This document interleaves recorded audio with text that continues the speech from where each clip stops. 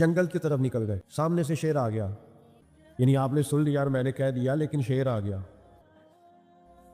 یہاں شیر کی بات نہیں، ابھی مجمع میں چوہا بھی آ جائے نا تو لاگو پتہ جائے گا کہ آ گیا ہے، اور شیر ہی آ گیا اور بالکل سامنے کھڑا ہو گیا۔ حضرت سفینہ گھبرائے نہیں، کوئی اور بات نہیں کی، شیر کی طرف دیکھ کے کہنے لگے پتہ ہے میں کون ہوں؟ پھر خود ہی فرمانے لگے میں رسول پاک کا غلام ہوں۔ جب کہا نا میں نبی پاک کا غلام ہوں تو شیر نے رستہ چھوڑ دیا۔ میرے کریم فرماتے ہیں رب قیامت کے دن بندوں سے فرمائے گا کیا میں نے تیرے لیے کان اور آنکھیں نہیں بنائی تھی؟ کبھی اندھے سے مل کے دیکھے نا، کبھی بہرے سے بات کر کے دیکھے نا۔ رب فرمائے گا کیا میں نے تیرے لیے کان اور آنکھیں نہ بنائی تھی؟ اللہ فرمائے گا کیا میں نے تیرے لیے جانوروں کو کھیتوں کو مسخر نہیں کیا تھا؟ ہر جانور پر تو سواری کرتا ہے، جانوروں کے گوشت کھاتا ہے، جانوروں کا دودھ پیتا ہے، کھیت کے اندر ہل چلاتا ہے، اناج ہے، پھل ہیں، سبزیاں ہیں۔ وَالَّذِي خَلَقَ لَكُم مَّا فِي الْأَرْضِ جَمِيعًا، زمین میں جو کچھ ہے حضرت انسان کے لیے پیدا کیا۔ اللہ فرمائے گا تیرے لیے کان بنائے، آنکھیں بنائی، تیرے لیے مسخر کیا جانوروں کو، تیرے لیے مسخر کیا کھیتوں کو۔ پھر رب کہے گا میں نے تجھے خوشحالی دی، میں نے تجھے سرداری دی۔ پھر اللہ فرمائے گا یہ بتا کیا تجھے مجھ سے ملنے کا یقین نہیں تھا؟ کیا تجھے یہ خبر نہیں تھی کہ تیری رب سے بھی ملاقات ہوگی؟ تجھے اللہ کے حضور بھی حاضر ہونا ہے، تجھے اس کا یقین نہیں تھا؟ اور حدیث پاک کا جو آخری جملہ ہے وہ ہر دل پر دستک دیتا ہے۔ حضور فرماتے رب فرمائے گا میں بھی آج تجھے اسی طرح ہی فراموش کر دوں گا جس طرح تو نے مجھے بھلا دیا تھا۔ جا، تو نے اگر مجھے بھلا دیا تھا آج میں نے بھی تجھے فراموش کیا۔ دعا کرو ہمارے ساتھ یہ سلوک نہ ہو، ہم تو مالک کے کرم کی امید پر ہی قبر میں جائیں گے، اس کی رحمت کی امید پر ہی میدان محشر میں کھڑے ہوں گے۔ باقی پتہ سارا ہے سردار نو کیتی ادا، ایدہ پردہ پایا ہی تیرا پلا ہوسی، خبر تو ساری ہے، پتہ تو سارا ہے، علم تو سارا ہے۔ سب سے زیادہ ہم جانتے ہیں کہاں کہاں نافرمانی ہوئی۔ یاد رکھنا اس کے حضور کھڑے ہونا ہے، اللہ کے حضور جواب دینا ہے۔ اگر ظلم کیا ہے ملازم پر تو جواب پھر بھی دینا ہے، ظلم کیا ہے گاہک پر تو جواب پھر بھی دینا ہے، اگر ظلم کیا ہے پڑوسی پر تو جواب پھر بھی دینا ہے۔ فَوَرَبِّكَ لَنَسْأَلَنَّهُمْ أَجْمَعِينَ، محبوب تیرے رب کی قسم، اپنے لفظوں میں بات کروں، اللہ کہتا ہے محبوب میں نے تیرے رب دی قسم میں انہوں نے پوچھ لینا ہے،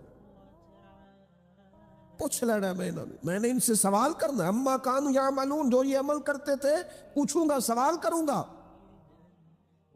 اور میرے نبی پاک صلی اللہ تعالی علیہ وسلم کے غلاموں، اگر ظلم کیا ہے بیوی پر حساب پھر بھی دینا ہے، اگر وراثت کی تقسیم پر زیادتی کی ہے بہن بھائیوں سے حساب پھر بھی دینا ہے، اگر تربیت ٹھیک نہیں کی اپنے بچوں کی تو حساب پھر بھی۔ تم سربراہ تھے ایک ادارے کے، تمہارے پاس امانتیں آتی تھیں، بچے پڑھتے تھے، مجموع کے مجمع تم سے عقیدتیں رکھتے تھے، لوگ تمہیں نیک سمجھتے تھے، ہاتھ چومتے تھے، پھول پھینکتے تھے، تم نے بڑی عزتیں سمیٹی، تم نے خوشحالیاں اور سرداریاں سمیٹی۔ فَوَرَبِّكَ لَنَسْأَلَنَّهُمْ، تمہیں حساب دینا ہے۔ آج بڑے بڑے لوگ حساب کے ڈر سے کانپ گئے۔ بغداد کے شیخ عبد القادر جیلانی حرم مکہ میں سر سجدے میں رکھ کے کہنے لگے مہربانی کرنا مجھ سے حساب نہ لینا۔ خواجہ حسن بصری کہتے ہیں میں حرم میں تھا، اپنے حجرے میں تھا، کسی کے چیخنے کی آواز آئی یا اللہ معاف کر دے، یا اللہ معاف کر دے۔ حساب والے دن میرے اوپر نرمی کرنا۔ فرماتے میں نے کہا کوئی گناہ گار آہوزاری کر رہا ہے، میں جا کے تسلی دیتا ہوں۔ اور جب میں نے جا کے چہرہ دیکھا کلیجہ پھٹ گیا، وجود کانپ گیا، اور میں اس دعا کرنے والے کے قدموں سے لگ گیا۔ لوگوں تمہیں پتہ ہے وہ کون تھا جو دہائی دے رہا تھا کہ مالک حساب نہ لینا؟ وہ حسین کا کربلا میں تنہا بچ جانے والے صاحبزادہ امام زین العابدین تھے۔ وہ شیر خدا کا پوتا، فاطمہ کا جگر پارا، تعلیم امت کے لیے حرم مکہ میں اللہ کے حضور آہوزاریاں کرتا ہے۔ مالک ولمن خاف مقام ربہ جنتان، اللہ کہتا ہے جو میرے سامنے کھڑے ہونے سے ڈرے گا میں 2 جنتیں دوں گا۔ امام زین العابدین حرم مکہ میں کہتے ہیں مالک حساب نہ لینا، مہربانی کرنا، پردے رکھنا۔ زین العابدین آپ کا تو پلو پکڑ کے ساری امت جنت میں جائے گی، آپ کے تو قدموں سے لگ لگ کے ہمارے باپ ہمارے دادا جنت میں جائیں گے، آپ کی دادی سیدہ پاک کے آنچل میں چھپ کے تو ہماری بیٹیاں پناہ مانگیں گی، ہماری مائیں ان کے قدموں سے لگیں گی، تو جنت کے راستے کھلیں گے۔ امت کو تعلیم دیتے ہیں ڈرو نہ، اپنی زندگی سنوارو نہ، اپنے شب و روز پر توجہ کرو، بدل نہ جائے یار۔ اب کچھ اپنی آخرت کا تصور نہ بنائے، کچھ اپنے رب سے معافی نہ مانگے، قیامت میں حساب دینا۔ وہ کہتا ہے تمہیں سامنے، اور نبی پاک علیہ السلام کی احادیث، آثار اور ساری چیزیں سامنے رکھ کے علماء نے ایک نتیجہ نکالا ہے۔ فرمایا قیامت کے دن سب سے پہلا حساب علماء کا ہوگا۔ انہوں نے عزتیں زیادہ سمیٹی ہے نا۔ یہاں ایک دفعہ ایک ایم پی اے صاحب آئے ٹائم لینے کے لیے، میں نے معذرت کر لی، میں نے کہا میرے پاس وقت نہیں ہے، تو مجھے کہنے لگے لوگ تو ہمارے پیچھے بھی بڑے ہیں۔ میں نے کہا آپ کو لوگ ووٹ دیتے ہیں، ہم پر لوگ جان دیتے ہیں۔ اتنی اگر سعادتیں سمیٹی ہیں تو پھر سنو نا، جنہوں نے یہ دعوے کیے ہیں کہ ہم دیندار ہیں، فرمایا پہلا حساب علماء کا ہوگا، دوسرا حساب مجاہدین کا ہوگا، تیسرا مالداروں کا ہوگا، اور فرمایا یہاں تک کہ اللہ تو صبح قیامت انبیاء کرام علیہ السلام سے بھی تبلیغ کے بارے میں سوال کرے گا۔ ہر ایک سے سوال ہونا ہے، ہم اپنی اپنی تیاری کریں قیامت کے روز کے لیے، آخرت کے دن کے لیے۔ یا ایھا الذین آمنوا اتقوا اللہ ولتنظر نفس ما قدمت لغد، اے ایمان والو اللہ سے ڈرو، اور ہر نفس یہ سوچے کہ میں نے آخرت کے لیے آگے کیا بھیجا ہے۔ آؤ آج اپنے اپنے اعمال کا جائزہ لے۔ ہمارے لیے آج شام کھانے میں کیا ہے یہ سب کو پتا ہے، اس ماہ میرے گھر میں کیا آمدن ہے، کیا خرچ ہے، یہ سب کو پتا ہے، لیکن رب کہتا ہے وَلْتَنْظُرْ نَفْسٌ مَا قَدَّمَتْ لِغَدْ،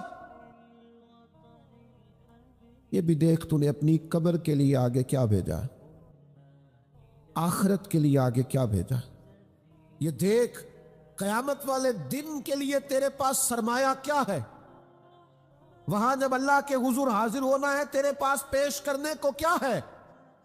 جناب صدیق کے پاس پیش کرنے کو وفا ہے، امت کی خدمت گزاری ہے جناب عمر کے پاس، جناب عثمان غنی کے پاس سخاوت ہے، مولا علی نے ہر میدان میں تلوار چلا کے اسلام کا جھنڈا بلند کیا ہے، حسین ابن علی نے سر دے کر اللہ کے حضور نظر پیش کی ہے۔ میں بھی سوچوں نا یار، آپ بھی سوچے نا، نعمتوں کی بہتات کتنی، ہماری بھری ہوئی تجوریاں، ہمارے آنگن میں کھیلتی ہماری اولادیں، ہمارے ارد گرد ہمارے دوستوں کی لائنیں، ہمارے دسترخوان پر بچھی ہوئی نعمتیں، ہمارا تندرست وجود، ہماری بولتی زبان، ہماری دیکھتی آنکھیں، ہمارے سنتے کان، ہماری سانس لیتی روح، اس سارے وجود سے ہم نے کیا اکٹھا کر کے اپنی آخرت کے لیے بھیجا ہے؟ صبح قیامت کے لیے ہم نے سامان کیا کیا ہے؟ اللہ کے حضور جب ہمیں جواب دینا ہے تو ہمارے دامن میں کیا ہے؟ کیا پیش کرنا ہے؟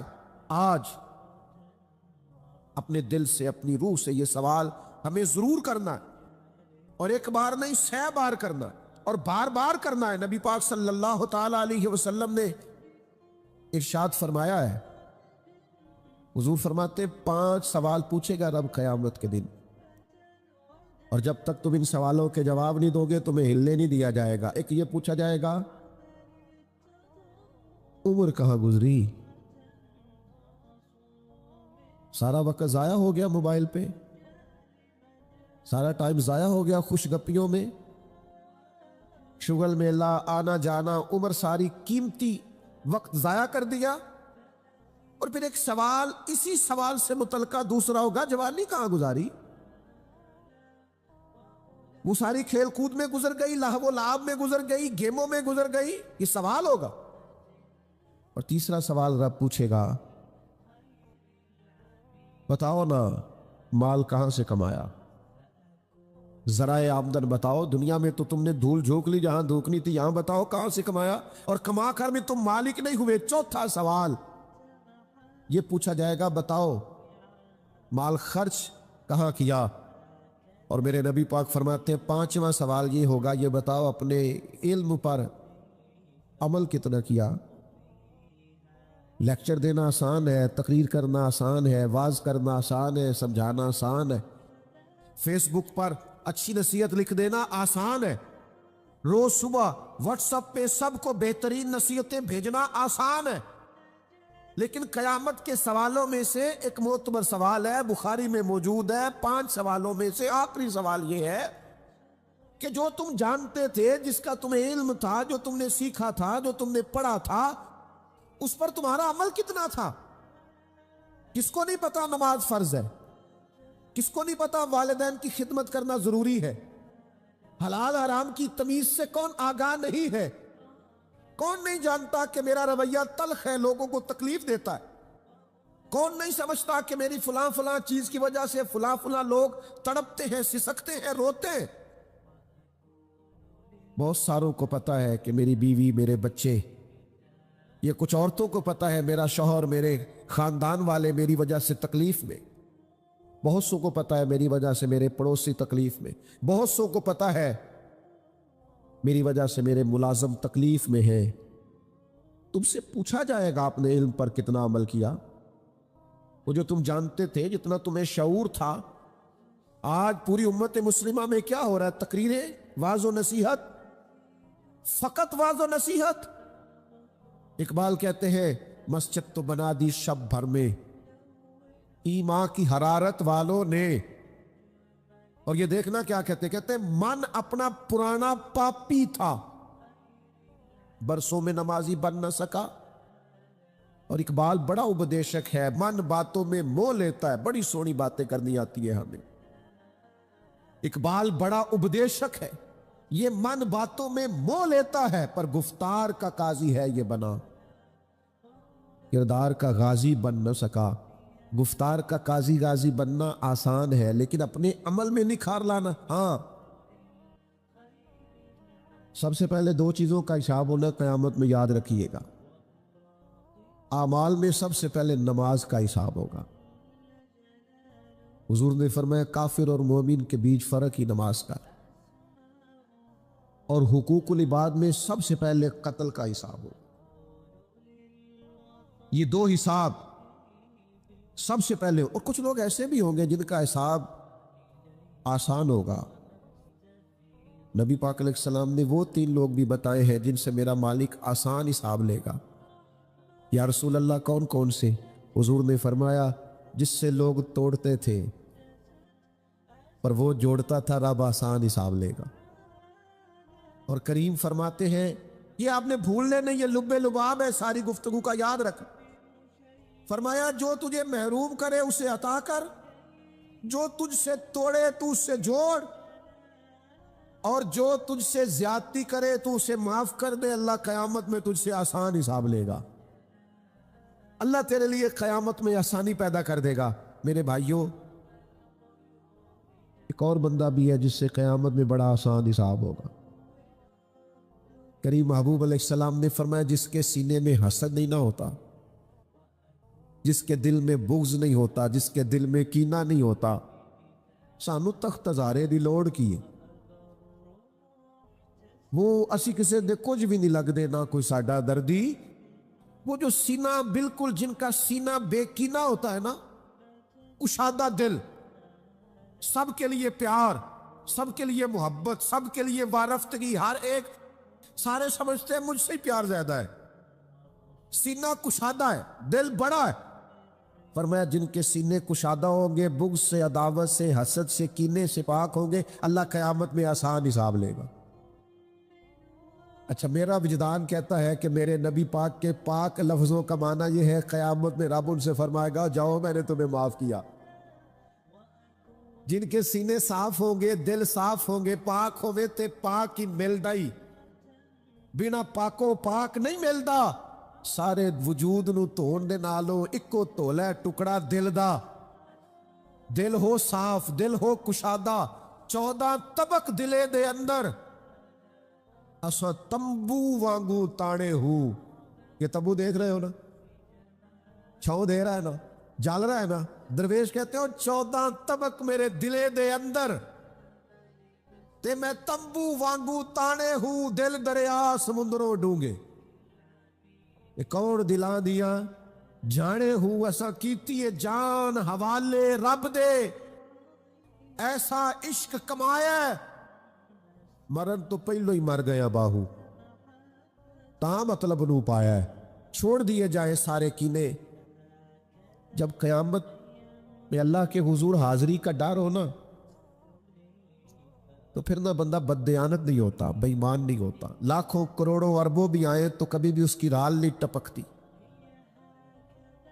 کبھی بھی اس کا دل للچاتا نہیں۔ اور اگر لوگ بددیانت ہو جائیں تے چوری ککھ دی بھی تے چوری لاکھ دی بھی، پھر لوگ 1 روپیہ بھی نہیں چھوڑتے، پھر ذرا سی بات پہ بددیانت ہوتے ہیں۔ صحیح بخاری مسلم میں حدیث ہے، نبی پاک علیہ السلام فرماتے ایک شخص نے زمین بیچی، دوسرے نے خرید لی، جب وہ خریدنے والے نے اسے کھودا تو اندر سے خزانہ نکل آیا۔ مجھے بتاؤ خزانہ نکلے تو لوگ چھپاتے نہیں پھرتے، لوگ تہ کے اندر نہیں لے کے جاتے، وہ خزانہ نکل آیا۔ اس نے کیا کیا، وہ لے کے اس شخص کے پاس چلا گیا جس سے اس نے زمین خریدی تھی، کہنے لگا یار تیری زمین سے خزانہ نکل آیا، میں نے زمین خریدی تھی، خزانہ تو نہیں نہ خریدا تھا۔ یہ ذرا دیانت کا عروج دیکھو، تقوی کا نور دیکھو، یہ دیکھو باطن کیسے تھے لوگوں کے، اربوں کروڑوں روپیہ یہ حضور بیان فرما رہے ہیں، بخاری مسلم میں موجود ہے۔ کریم فرماتے ہیں اس شخص نے جا کے کہا بھئی میں نے زمین خریدی تھی، خزانہ نہیں خریدا تھا، لہذا یہ تیرا ہے۔ وہ بھی رب کا بندہ تھا، کہنے لگا میں نے نا زمین بیچی تھی اور جو کچھ ہے وہ سارا ہی بیچ دیا تھا، لہذا نکل آیا تو تیرا ہی ہے، میرا ہوتا تو جب میرے پاس تھی تب نکلتا، لہذا تیرا ہی ہے۔ دونوں میں بحث ہونے لگ گئی، وہ کہتا ہے تو رکھ، وہ کہتا ہے، آج کل کیا ہوتا ہے، وہ ذرا مہنگی ہو گئی نا، سڑک گزر گئی، کہتے ہیں مکر جاؤ، زمین ذرا مہنگی ہو گئی ہے، تھوڑا ریٹ اور لگ گیا، خزانہ نکل آیا۔ حضور فرماتے وہ دونوں ایک دانا کے پاس گئے اور جا کے کہا یار یہ مسئلہ بن گیا ہمارے لیے، خزانہ نکل آیا زمین سے، تو اب میں اسے کہتا ہوں تو لے واپس، چونکہ تیری زمین سے نکلا ہے، تو یہ کہتا میں نے زمین بیچی تو خزانہ بھی بیچ دیا۔ وہ دانا کہنے لگا تمہاری کوئی اولاد بھی ہے؟ ایک کہنے لگا میری بیٹی ہے، دوسرا کہنے لگا میرا بیٹا ہے، کہنے لگا دونوں کی شادی کر دو اور خزانہ دونوں کو دے دو۔ میرے بھائیوں، محبت دل کی وابستگی، روح کا میلان، اس کو کہا جاتا ہے۔ دل انسانی جسم کا بادشاہ ہے۔ جو چیزیں دل میں پنپتی ہیں، جو خواہشات دل کے اندر قرار پکڑتی ہیں، سارا وجود وہی کرتا ہے۔ انسان کا پورا نظام اسی دل کی فرما برداری کرتا ہے، لیکن ہوتا یہ ہے کہ نہ چاہتے ہوئے بھی، سمجھ بوجھ رکھتے ہوئے بھی، چیزوں کے مضر اثرات سے آگاہی رکھتے ہوئے بھی بعض اوقات دل ایسی چیزوں کی طرف میلان کرتا ہے جو بڑی نقصان دہ ہوتی ہے۔ انسان کے وجود کا بھی، اس کی روح کا بھی، اس کے باطن کا بھی وہ چیزیں بہت زیادہ نقصان کرتی ہیں، لیکن انسان ان سے بعض اوقات نجات نہیں حاصل کر پاتا۔ مثلا سب کو پتہ ہوتا ہے کہ ہرس، لالچ، ہوس یہ کوئی اچھی چیز نہیں۔ اللہ تعالیٰ اگر ضروریات کا رزق عطا کر دے اور ضروریات پوری ہونے لگ جائیں تو بہت اچھا ہے، لیکن نہ چاہتے ہوئے بھی بعض لوگ مال کی ہرس میں، ہوس میں، لالچ میں مبتلا ہو جاتے ہیں۔ یہ محبت دن بدن بڑھتی چلی جاتی ہے۔ وہ خود اپنے آپ سے کئی دفعہ سوال کرتے ہیں کہ دل تو نے تو ایک دفعہ یہ کہا تھا کہ بس میری ضروریات پوری ہونے لگ جائیں، 2 وقت کی روٹی چلنے لگ جائے، بچوں کے اخراجات نکلنے لگ جائیں، سر چھپانے کو ایک مکان مل جائے تو کافی ہے، اب تو کدھر نکل گیا؟ بہت سارا اس سے بڑھ کر اللہ نے فضل کر دیا، خواہش سے بڑھ کر عطا کر دیا، لیکن کہیں ٹھہراؤ نہیں ہو پا رہا، دل رک نہیں رہا، روز مال کی محبت، مال کا لالچ بڑھتا چلا جاتا ہے۔ یہ اس قدر زیادہ نقصان کرتا ہے کہ نبی کریم صلی اللہ تعالیٰ علیہ وسلم نے ارشاد فرمایا کہ دنیا کی محبت ہر گناہ کی جڑ ہے۔ یعنی لوگ سمجھتے ہیں کہ معمولی بات ہے کہ میرے دل میں مال کی محبت بیٹھ گئی ہے، لیکن یہ بڑا گہرا مرض ہے۔ بعض لوگ کہتے ہیں نا کہ یہ مرض آ جائے تو اس کی وجہ سے 70 مرض اور بھی لگ جاتے ہیں۔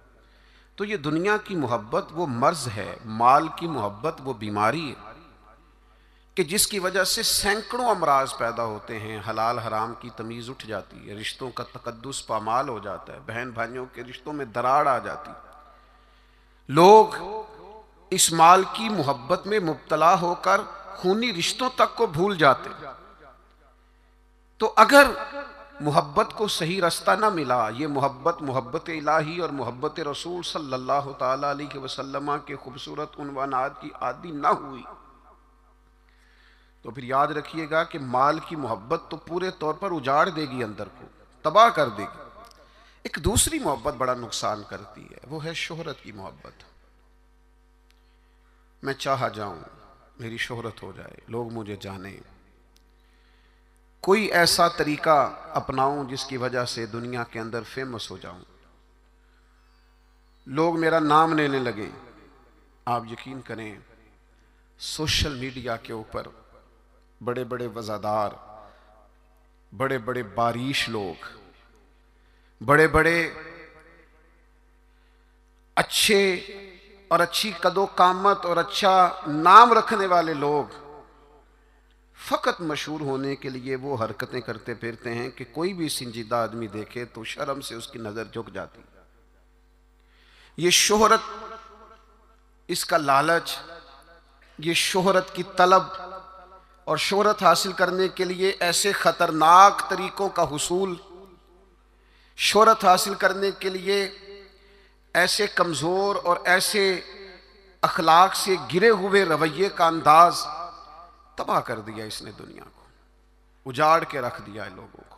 آپ یقین کریں، اچھے بھلے سمجھدار لوگ تھے، اچھے بھلے معاملہ فہم لوگ تھے، الجھ گئے ہیں۔ ذہن بن گیا ہے کہ بس جو کچھ ہے وہ یہی شہرت ہی ہے۔ او میرے بھائیو سنو،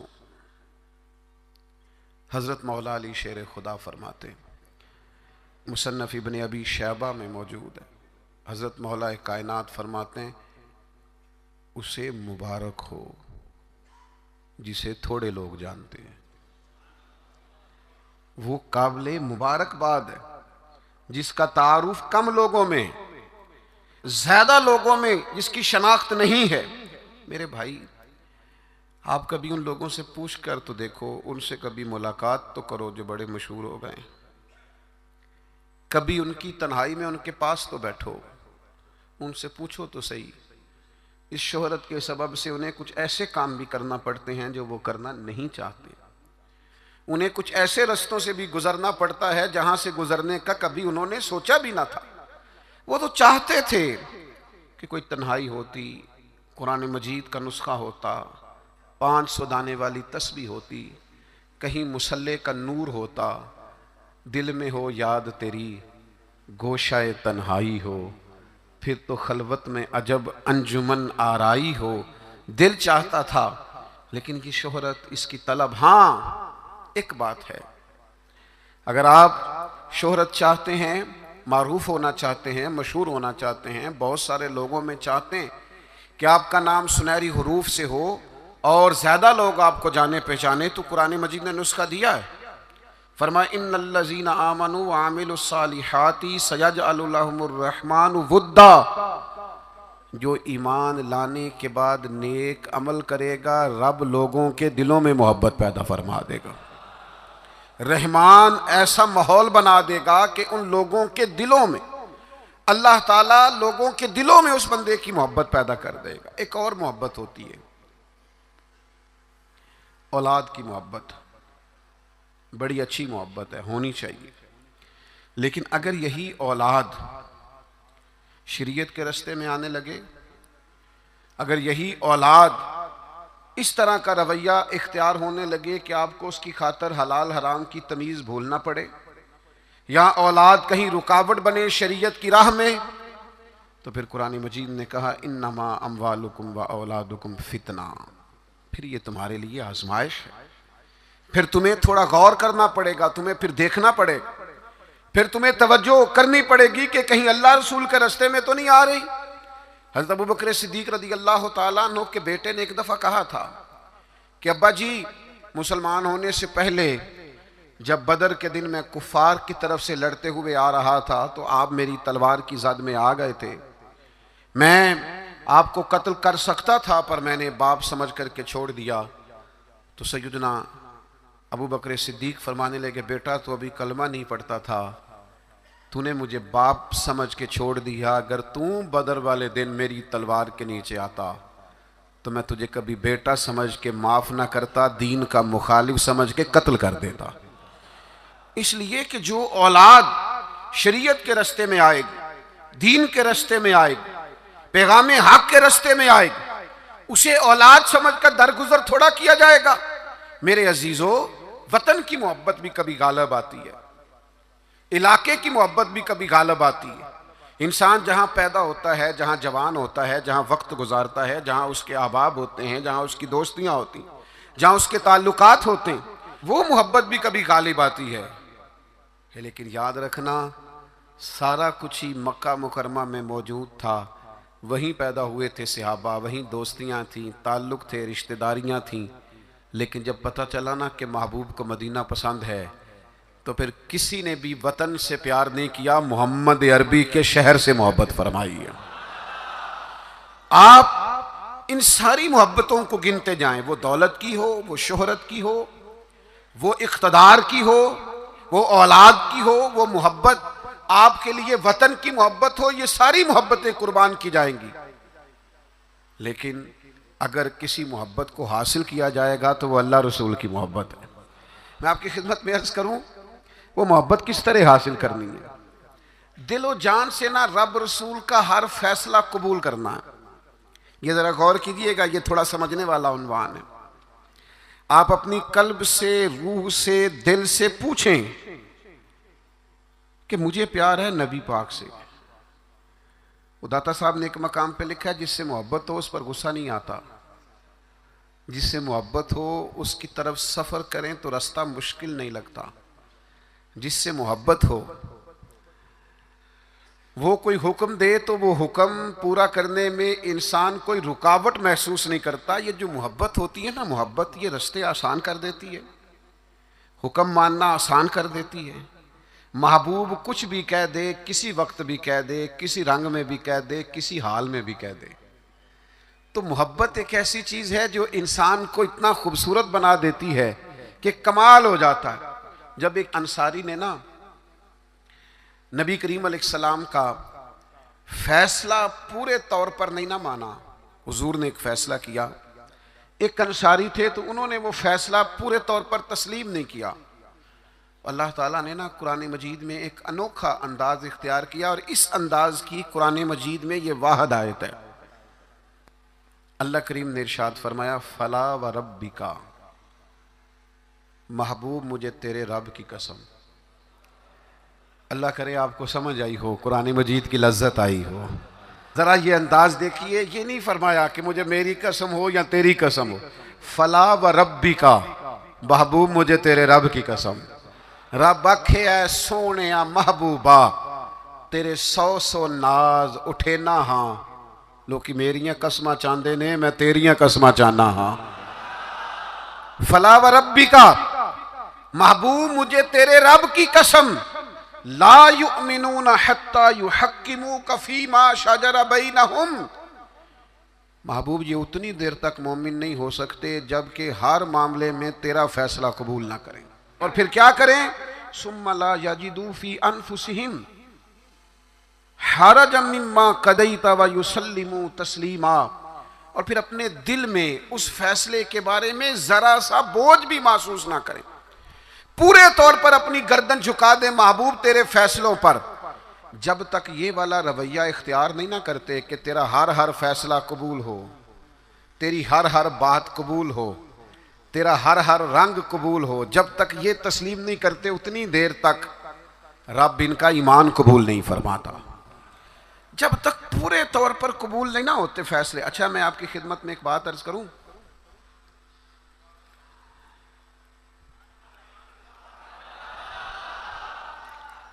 مسلمان دل و جان سے چاہتے ہیں کہ ہم نبی پاک کی غلامی کریں. مسلمانوں کی روح چاہتی ہے کہ ہم ہر وقت اپنے نبی کی بات مانیں. میں نے ایسے لوگوں کو دیکھا ہے جو بظاہر دین سے بڑے دور نظر آتے، جن کے بارے میں لوگوں کا خیال ہے کہ شاید بڑے گناہگار ہیں، نوجوان ہیں، دنیا دار ہیں، کچھ ایسے محکموں سے وابستہ ہیں جن کے بارے میں بعض اوقات بعض لوگ خیال کرتے ہیں کہ شاید یہ بالکل دین سے دور ہے.